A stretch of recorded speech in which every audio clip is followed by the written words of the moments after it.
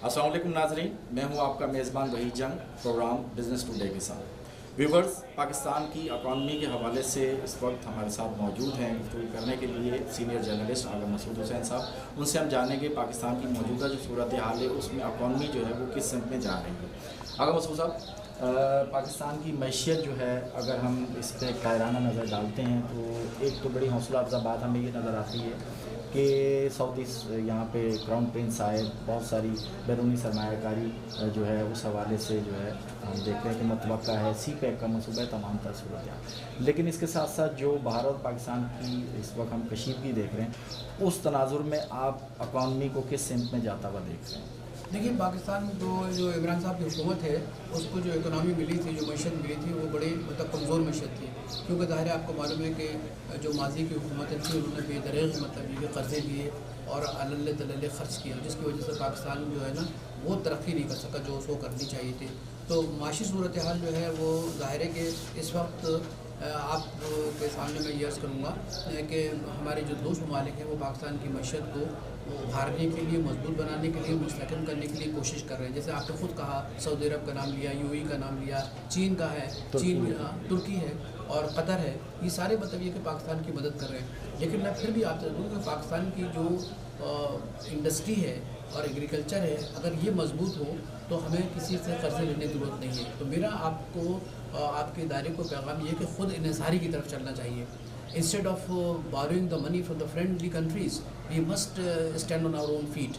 और आपके पास एक बहुत बड़ा शोबा ऐसा है कि जिससे कि हम पूरे ख़ित्ते को खिला सकते हैं, वो एग्रीकल्चर का है, जिस पर कि तवज्जो नहीं दी गई।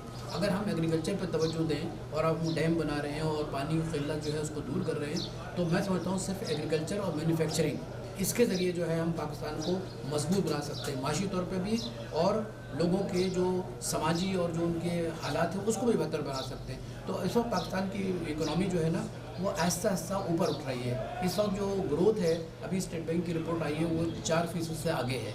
और अब जब ये कि सी पैक अपना पूरा काम शुरू करेगा और मुख्तलिफ मतलब इदारे जो हैं पूरे खुल कर सामने आ रहे हैं। सऊदी अरब $10 बिलियन की एक वो लगा रहा है, ऑयल रिफाइनरी लगा रहा है।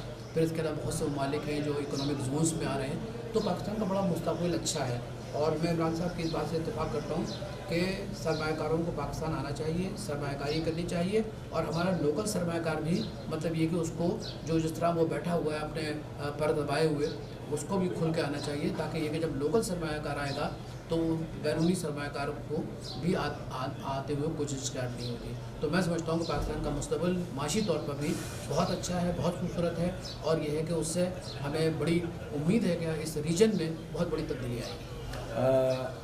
आगा मसूद हुसैन साहब, गवर्नमेंट की तरफ अगर हम देखते हैं तो ख़ास तौर पे प्राइम मिनिस्टर इमरान खान साहब जो हैं उन्होंने गुज़श्ता दिनों स्टेटमेंट्स भी दिए हैं टूरिज़म इंडस्ट्री के हवाले से। पाकिस्तान की जो सियाहत है उसकी प्रमोशन के हवाले से जो है हुकूमती इक़दाम जो हैं वो काबिल सताइश हैं। कोशिश हो रही है कि इस सेक्टर से भी हम जो है फाइनेंस जनरेट कर सकें। लेकिन बहुत सारे ममालिक आप जानते हैं कि वो अपनी इकॉनमी जो है वो सियाहत से हासिल कर रहे हैं, मलेशिया है, बहुत सारे ममालिक। आप इस स्टेटमेंट को या हुकूमती जो काविशें हैं इसको किस एंगल से देखते हैं? मैं तो ये समझता हूँ तैयारी की भी है कि जो उन्होंने साहब ने जो कहा है ना कि हम सेहत को फ़रोग़